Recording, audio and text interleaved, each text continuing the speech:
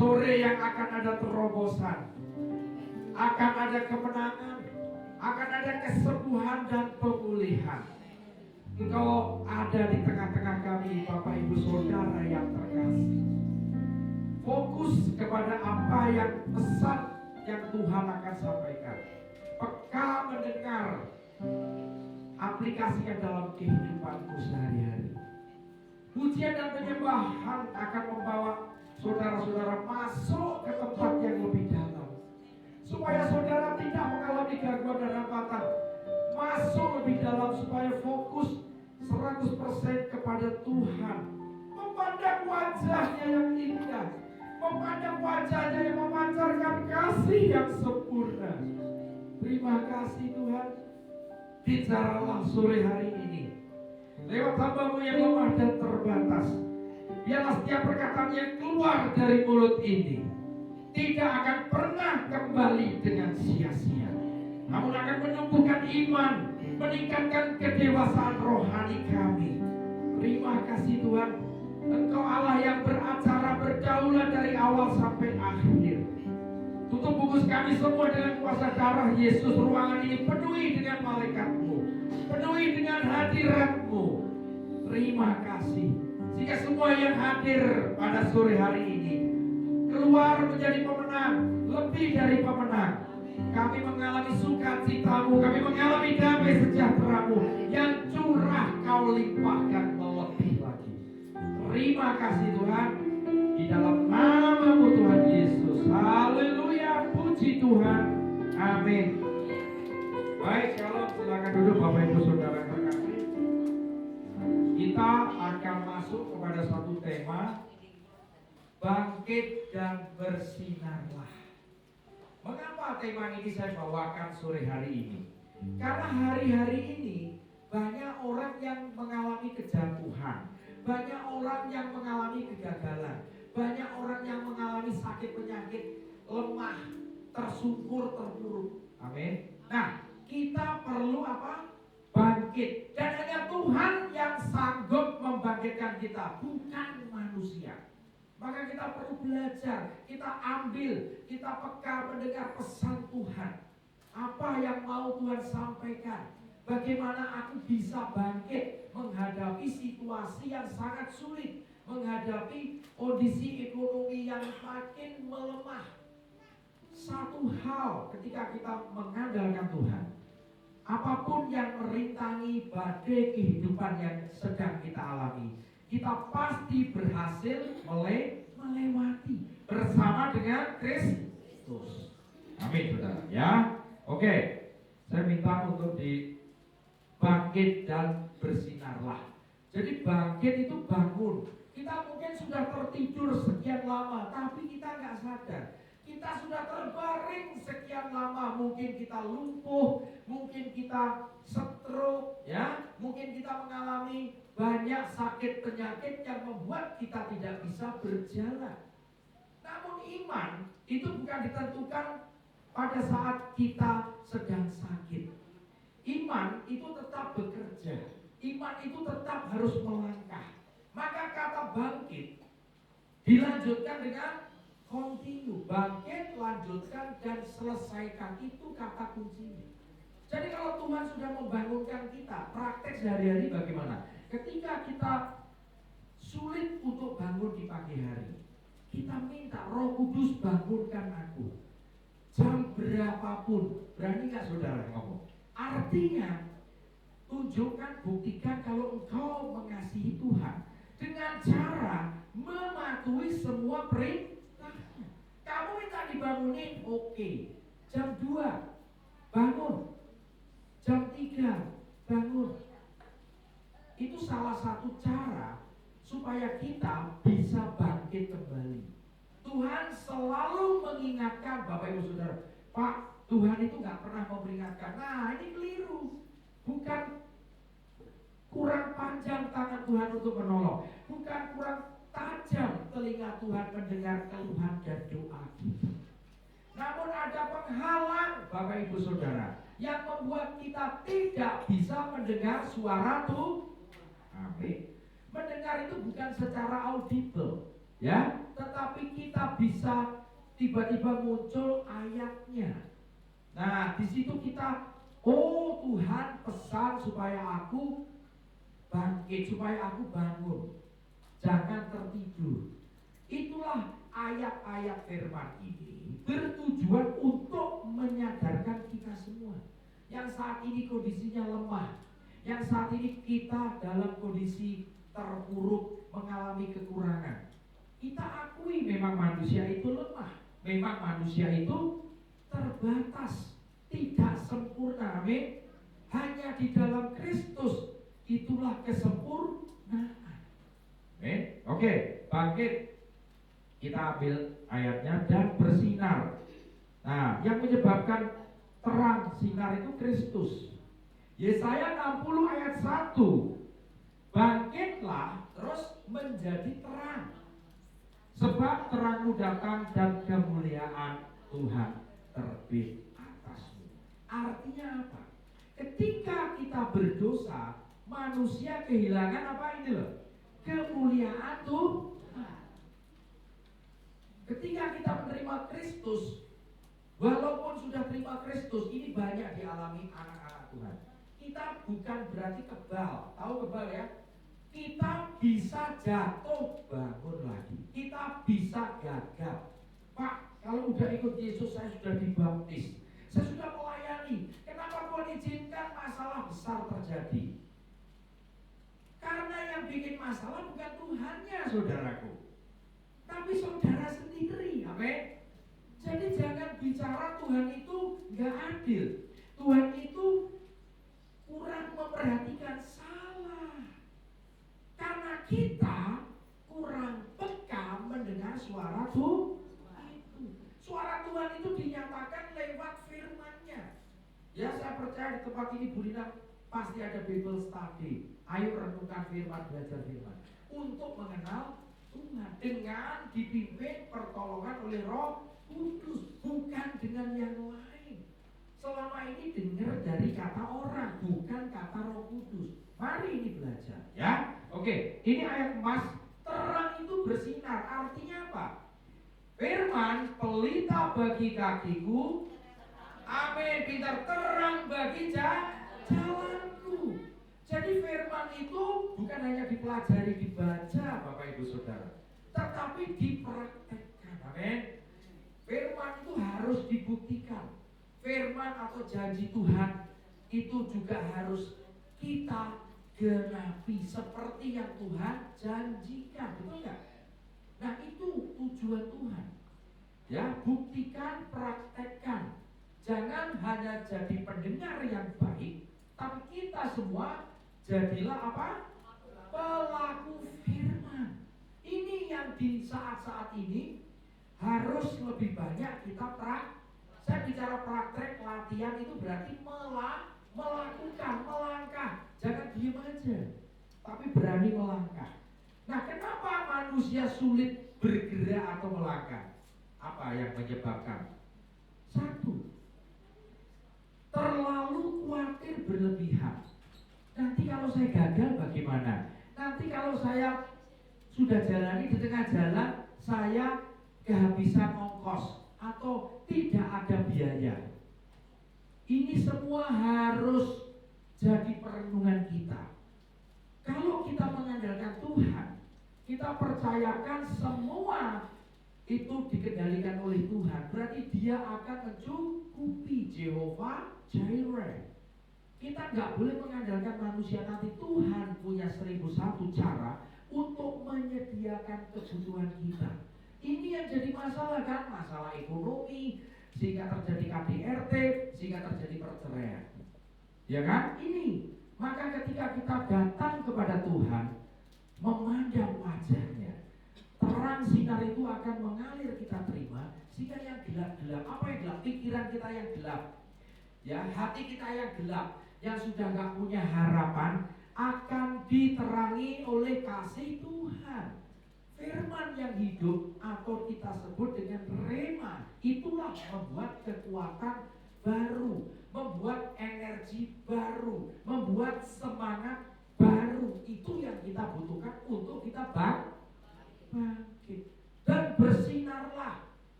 kemuliaan Allah itu makin terang, makin terang. Jadi makin banyak firman yang berubah menjadi rema, cahayanya makin terang.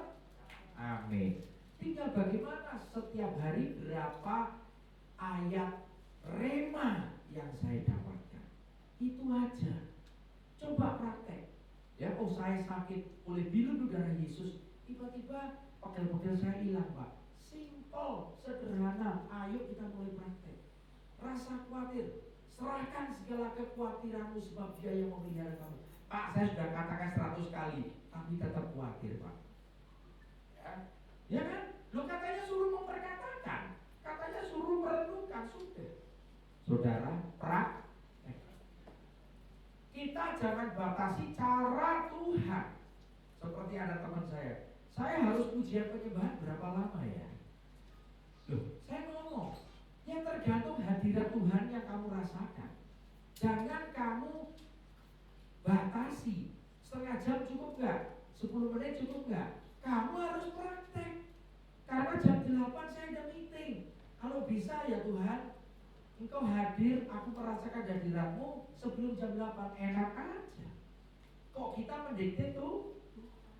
Tuhan yang lebih tahu kesiapan hati kita untuk menerima urapannya, untuk menerima apa? Hadiratnya. Maka lagu tadi itu menyentuh, membawa kita masuk ke tempat bait suci yang lebih dalam. Amin. Ini jadi bukan di luar. Yang banyak terjadi, Pak, saya sering doa sudah di ruang kudusnya. Kok tahu? Dasarnya dari mana? Kalau kamu selalu ada atau sudah merasa di ruang kudusnya, dari mana coba? Apa? Ada yang tahu? Salah satu cirinya kalau ada di ruang kudus itu apa? Apa? Hah? Nangis itu manifest. Ya, gak apa-apa. Ayo, kita belajar. Hadiratnya kita rasakan, ada sukacita yang tidak pernah kita rasakan sebelumnya. Itu tolak ukurnya. Ada damai sejahtera yang lebih kita rasakan daripada damai sebelumnya. Saya mau ajarin hari-hari ini, udah banyak baca, kurang praktek. Coba itu aja, betul nggak? Ketika saudara doa, ketika penyembahan pujian, lama-lama hadirat itu, maka saya akan mengajarkan panca indera kita 5. Ya, kemarin sudah bagaimana mengaktifkan indera penglihatan, indera penciuman, indera peraba, indera pendengaran, indera perasa. Karena Tuhan menciptakan indera-indera itu untuk menolong kita menghadapi peristiwa-peristiwa di sekitar kita, betul nggak? Nah, selama ini kita responnya pakai indera jasmani, yang kita lihat ya sudah sebatas itu, gitu loh. Tapi yang mau Tuhan, engkau bisa melihat, Tuhan akan menyingkapkan penglihatan lebih dari yang terbatas. Pendengaran kita ketika dibuka Efata, kita gak hanya punya dengar kemampuan yang terbatas, kita bisa mendengar lebih dari itu. Penciuman, wangi, aroma, kita bisa mengenal aroma yang Tuhan sukai. Wangi-wangian seperti apa? Hidup kita harus menjadi dupa yang harum, bukan aroma terapi yang sering ditawarkan oleh, ya kan, banyak kan, pusing, stres, Pak, saya ke tempat relaksasi aromaterapi itu saya jadi kuat kembali, saya jadi tenang kembali. Saya kasih tahu saudara kalau sering seperti itu, saudara akan mengalami addicted. Tahu addicted? Ketagihan. Jadi kalau saudara pusing, yang diingat apa? Pergi ke tempat aroma. Sama dengan pijat refleksi. Pegel-pegel, langsung ke situ. Nah, saudara harus bijaksana. Tubuh kita bait suci, gak boleh dikotori dengan apapun. Maka Tuhan memberikan daya cium kita. Hanya wangi-wangian, bau yang saudara boleh hirup itu bau seperti apa ya Tuhan? Pendengaranmu, iman timbul dari pendengaran akan kita hanya mendengar boleh firman, itu yang utama. Fondasi kita jadi kuat. Ya, oke, kita lanjutkan. Nah, kita akan membahas Imamat 6 ayat 12 sampai 13. Api yang di atas mezbah itu harus dijaga supaya terus menyala. Jangan dibiarkan apa saudara? Padam. Api itu ketika kasih Allah, benih Kristus, benih ya, benih yang ada di dalam hati setiap orang percaya harus bertumbuh. Jadi benih itu ibaratnya lampu mungkin baru 5 watt, nggak gitu terang, tapi nyala atau lilin kecil. Pelihara ya, terus dijaga. Bagaimana menjaga supaya api kemuliaan yang Tuhan berikan itu tetap menyala? Ada contohnya kan, 5 gadis bijak dan 5 gadis bodoh. Ya, yang bijak dia terus menerus menjaga supaya pelita itu terus menyala, sehingga dia bisa menemukan jalan pada saat ada panggilan, pintu gerbang dibuka, mereka masuk. Tapi gadis yang bodoh, dia tidak memelihara, dia kehabisan minyak. Minyak itu menggambarkan Holy Spirit. Minyak itu melambangkan Roh Kudus.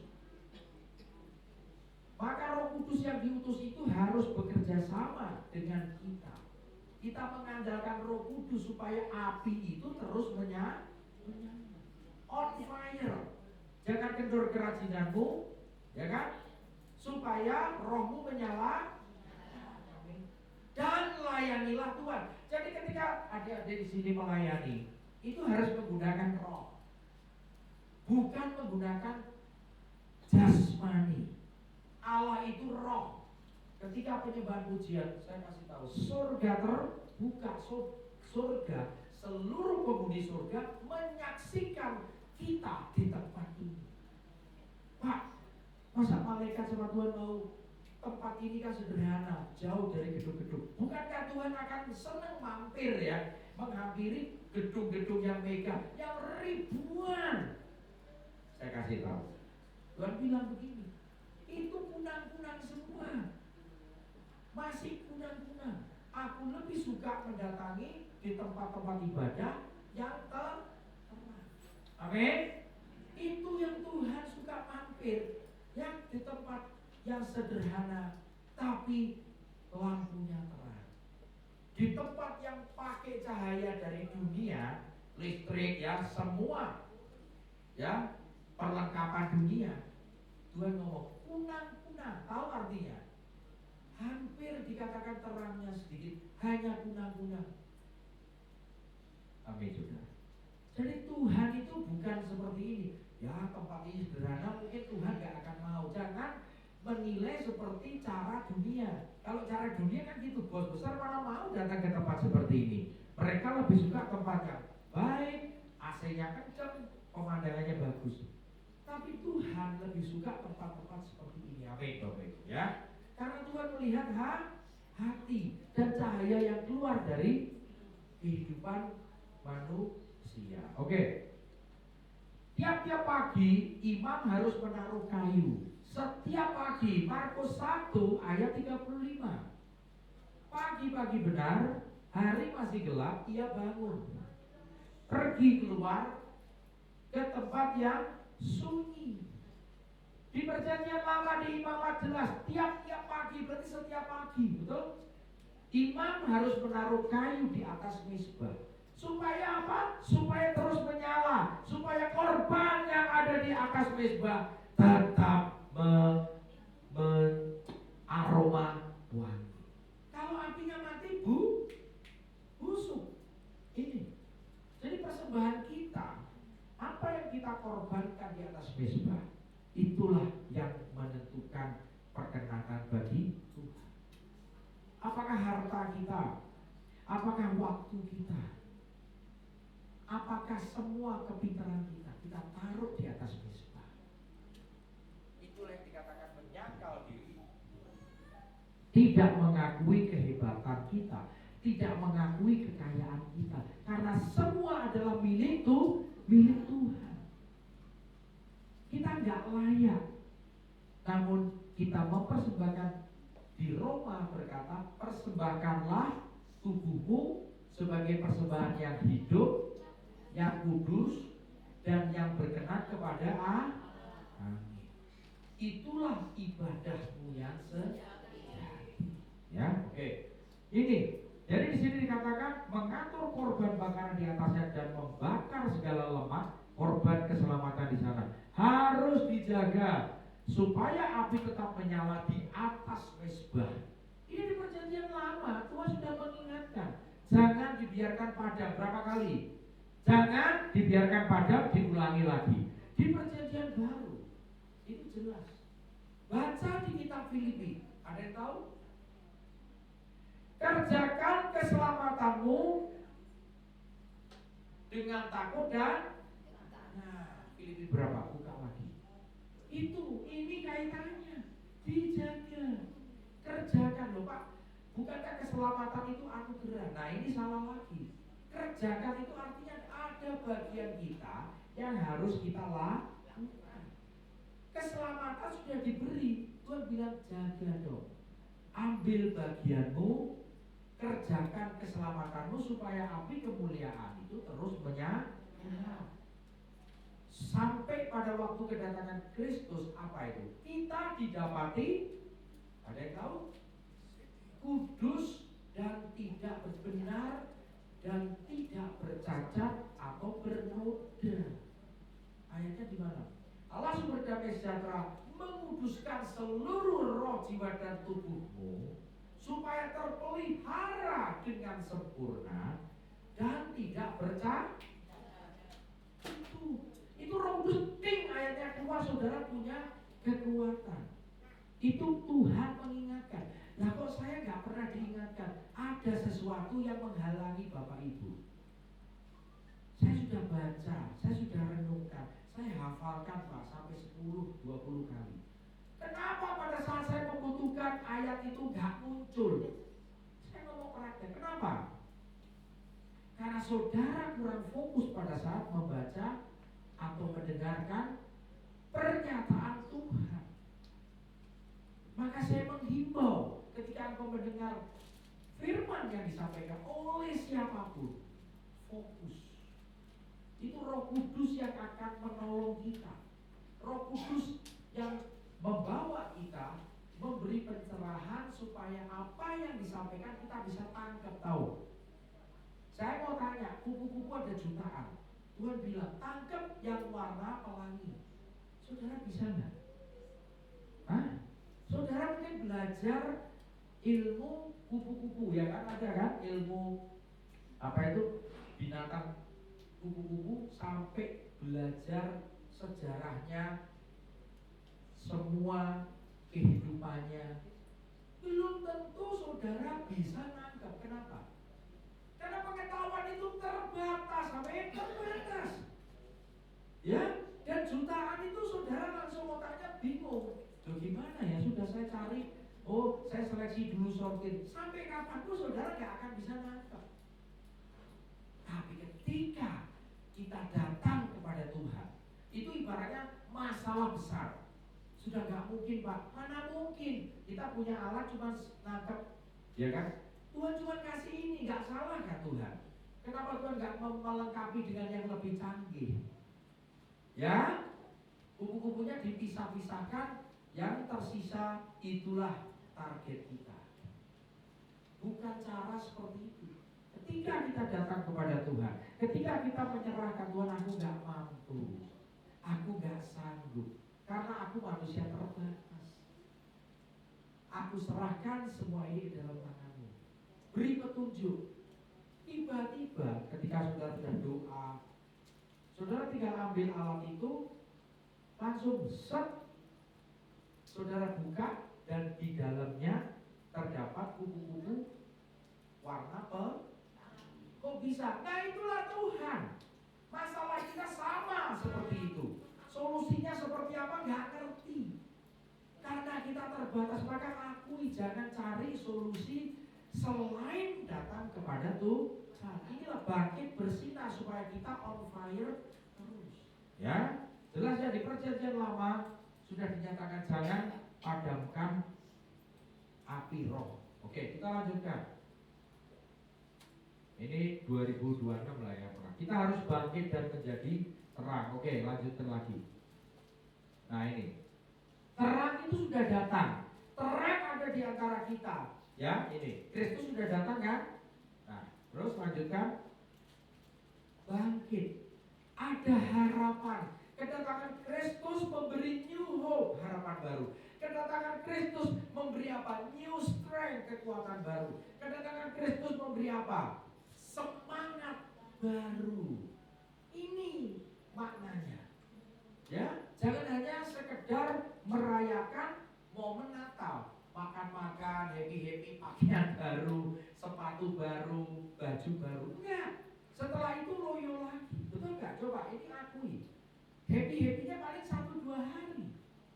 Setelah itu, kalau saudara loyo berarti semangat Kristus belum hidup.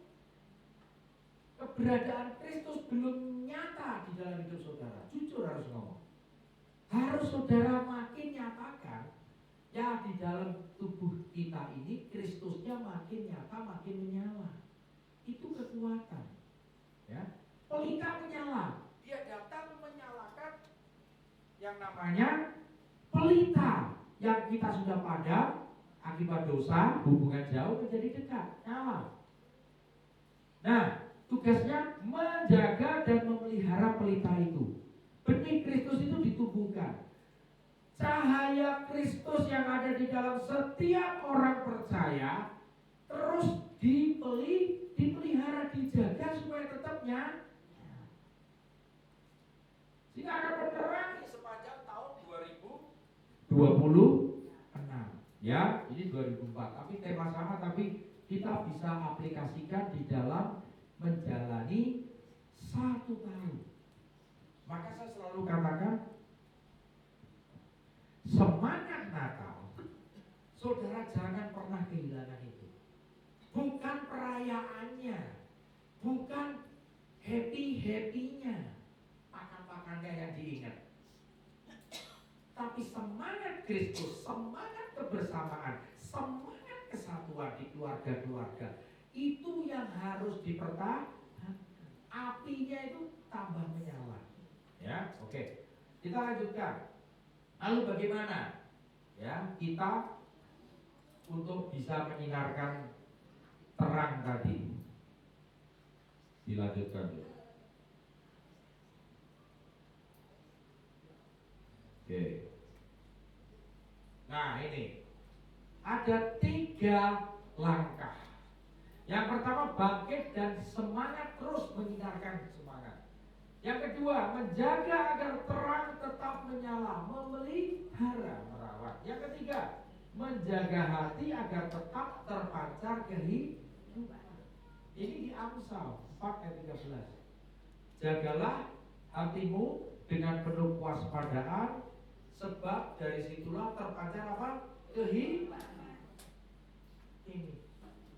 Ya, oke, ayat satu persatu kita akan bahas. Nah, Yohanes 12 ayat 35 sampai 36.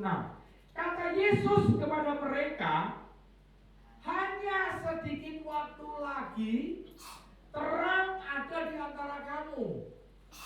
Loh, terangnya kemana? Hilang? No. Terang itu sudah diberikan kepada setiap orang yang percaya.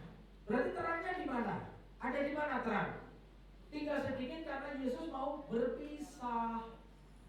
Ya, lebih baik aku kembali ke surga karena tugasku sudah selesai, betul? Ya, supaya Allah Bapa mengutus Parakletos yang namanya Roh Kudus penolong, betul? Maka dia ngomong ini. Aku hanya sedikit lagi waktuku di antara kamu. Nah, selama terang itu ada padamu, ya ini, percayalah kepadanya supaya kegelapan jangan menguasai kamu. Barang siapa berjalan dalam kegelapan, ia tidak tahu harus pergi kemana. Setuju? Terang sudah datang, maka kegelapan sirna. Barang siapa percaya kepadaku, yaitu karena akulah terang dunia.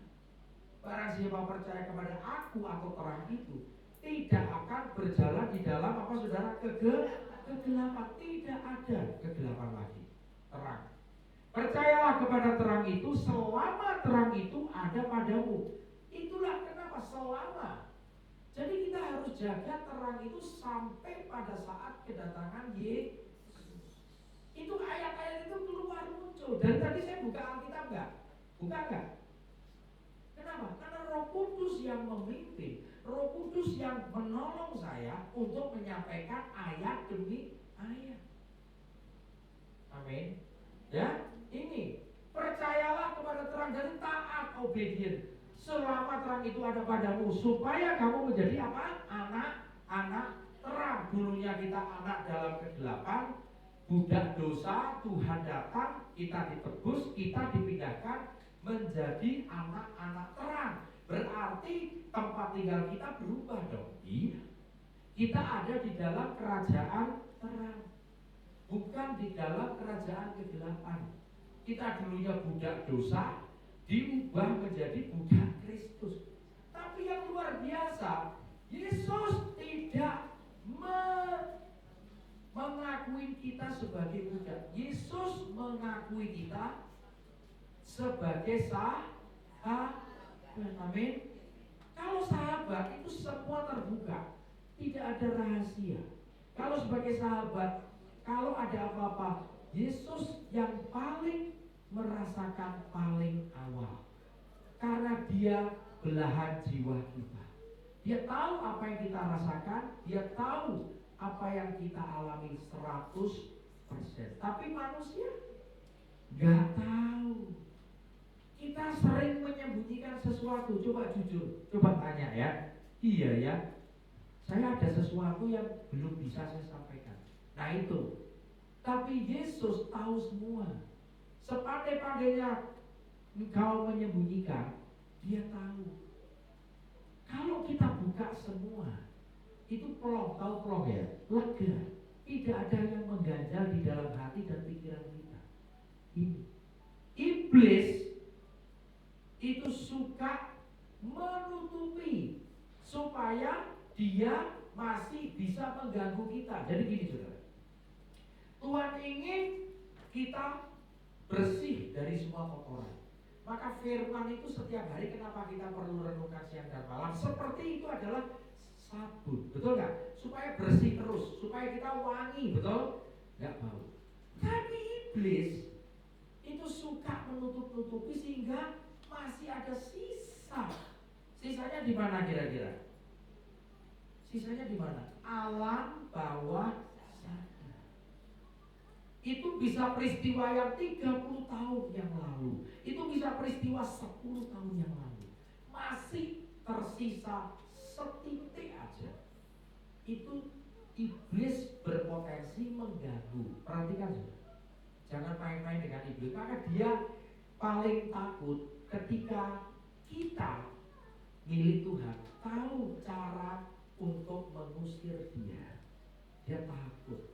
Tunduklah kepada Allah, lawanlah iblis, dia lari terbirik. Itu di alam bawah sadar. Jadi susah ya, tapi bagi Tuhan tidak ada yang mustahil. Maka pelepasan, healing itu tidak bisa cuma sekali. Dan waktunya harus tepat, baru selesai semua. Baru terjadi terobosan, terjadi kemenangan, pemulihan dan kesembuhan. Amin. Ini ya, jadi terang itu menyala. Oke, yang kedua. Oh, ada ayat satu lagi. Aku telah datang ke dalam dunia sebagai terang, supaya setiap orang yang percaya kepadaku jangan tinggal di dalam kegelapan. Ini jelas. Nah, kalau terangnya sudah ada di antara kita, masalahnya saya kok nggak merasakan terang itu. Kok sukacita Tuhan yang diturunkan, damai sejahtera yang ditinggalkan dan diberikan, saya nggak terus-menerus merasakan. Kenapa? Karena masih ada yang kotor. Karena masih ada sisa-sisa ya dari ikatan-ikatan yang lama. Itu yang perlu dibereskan. Ada yang menghalangi terang itu bisa menerangi seluruh roh, jiwa dan tubuh kita. Terangnya nggak bisa menyala seperti yang Tuhan kehendaki. Harusnya 20 watt atau 50 watt, kita cuma mancarkan 5 watt. Maka begitu banyak persoalan, seringkali kita tidak bisa menyelesaikan. Kenapa? Lawang cuma 5 watt. Kalau kita memiliki 50 watt, Tuhan siapkan solusi setiap masalah kita. Pencobaan-pencobaan yang ada katakan biasa. Ketika ada pencobaan, Tuhan selalu memberi apa? Solusi. Nah yaitu Pak, solusinya salah terus Pak. Dengar dari sini, dengar dari situ. Ya kamu dengar dari manusia. Coba kamu dengar-dengaran dengan Tuhan. Buka telinga, minta Tuhan efata. Telinga rohaniku dibuka sehingga aku peka mendengar suaramu. Mata penglihatan dibuka supaya aku bisa melihat visi ke depan dengan baik. Maka kita pasti cepat mendapatkan solusi. Kuncinya cuma firman. Nasihat itu juga dari firman. Baca kitab Amsal. Ya, ini kalau kita keluar dari situ, maaf, solusinya bukan sesuai kehendak Tuhan. Masalah kita tidak akan selesai. Belum selesai sampai ketemu jawaban yang Tuhan beri. Pasti sempurna. Oke, kita lanjutkan. Yang kedua, menjaga agar terang tetap dan menyala. Hendaklah apa ini? Lukas 12 ayat 35. Hendaklah pinggangmu tetap terikat. Salah satu senjata rohani perlengkapan kalau kita baca di kitab Efesus ada 6. Perisai iman, itu tameng seperti pasukan Romawi. Terus ketopong keselamatan, helm. Terus berbaju zirahkan keadilan, betul? Terus berikat tinggalkan kebenaran. Terus berkasutkan kerelaan untuk memberitakan Injil damai. Yang terakhir apa? Yang terakhir pedang roh betul. Itu harus kita kenakan setiap saat. Karena perintah Tuhan berjaga-jaga dan berdoalah semati. Artinya apa? Kita pakai perlengkapan terus menerus. Pak, kalau tidur kan pakaian itu berenang. Seringkali otak kita berpikir secara jasmani. Siapa yang mau pakai pakaian tentara lengkap, betul nggak? Ransel semua. Kalau waktu perang, kalau waktu emergency baru dipakai kan. Tapi Tuhan pesan, semua itu untuk melengkapi kita manusia, untuk kita bisa menghadapi serangan mendadak, ancaman mendadak dari siapapun. Belajar untuk mengenakan terus-menerus perlengkapan senjata. Jangan cuma ditaruh, tapi siap-siap. Nah, tapi kan otak kita membayangkan, waktu pakai helm, pakai tidurnya gimana, nggak nyaman, Pak. Nah, karena supaya saudara nyaman, itulah mematikan kedaginganmu. Paham? Pakaian itu panas nggak panas, bikin kita nggak enak, iya. Nggak nyaman, iya Pak, ya Tuhan. Tapi itu untuk kebaikan kita. Roma 8 ayat 28. Saya nggak ngerti, maka belajar. Kalau kita mengerti, kenapa Tuhan perintahkan kenakan terus menerus? Ketika ada serangan, ketika ada musibah, ketika ada sesuatu yang mendadak terjadi, orang lain nggak siap, kita sudah siap. Itu arti berjaga-jaga dan berdoa senantiasa. Selalu dalam persenjataan lengkap. Seorang tentara prajurit itu langsung pakai lengkap, langsung menghadap komandan. Jam berapapun bel bunyi sirine, dia baru dia pakai lengkap, langsung berdiri. Kita laskar Kristus, kita Christ soldier, kita kan pasukannya Tuhan. Kalau kita nggak mau mengenakan itu, kita tidak terpilih menjadi laskar Kristus. Ini pilihan di tangan kita. Ya, kita nggak bicara bakat atau minat, bakat nggak. Itu kan dunia. Siapapun yang rindukan Tuhan, siapapun yang mau menaati semua perintahnya, dia akan menang menghadapi apapun. Karena penyertaan Tuhan, hikmat kita terima, hubungan makin intim, kita kuat, ya, strong di dalam roh. Hendaklah pinggangmu tetap berikat dalam dan pelitamu tetap menyala. Oke, berikutnya. menjaga hati. Nah ini yang terakhir, Amsal 4 ayat 23. Jagalah hatimu dengan segala kewaspadaan, karena dari situ apa saudara? Terpancar kehidupan. Nyala terus, pelitanya itu terus menerus menyinarkan terang. Amin. Ini. Nah sampai di mana kita menghidupi firman itu, bukan hanya sekedar dibaca. Ini juga ada sekolah di STT dan lain sebagainya, tetapi dipraktekkan. Prakteknya susah Pak. Prakteknya itu ngampuni belum tentu bisa. Terus mengasihi apalagi orang yang pernah nyakiti. Kerjakan. Itu yang dimaksud, ada bagian kita yang harus kita kerjakan supaya kita bisa mengampuni. Ngerti ya? Bukan kerjakan dengan usaha, enggak. Justru semakin berserah. Mazmur 37 ayat 5. Percaya kepadaku sepenuh hati dan berserah total, dia akan itu yang harus kita praktekkan. Sesuai janjimu Tuhan, aku tinggal menunggu pertolonganmu. Ini setelah kita melakukan bagian kita dengan baik, sangkal diri, pikul salib, ikut aku. Nah ini yang Tuhan mau. Tapi nyangkal dirinya kita belum beres, belum tuntas. Bisa kita menjadi pengikut Kristus yang baik? Tidak bisa. Mari Bapak Ibu Saudara yang terkasih, sore ini jadi perenungan kita semua untuk kita mengevaluasi diri, untuk kita mau mengoreksi diri. Masih banyak yang harus kita perbaiki, masih banyak yang harus kita koreksi di dalam hidup ini. Apakah sifat kita, karakter kita, perangai dan watak kita.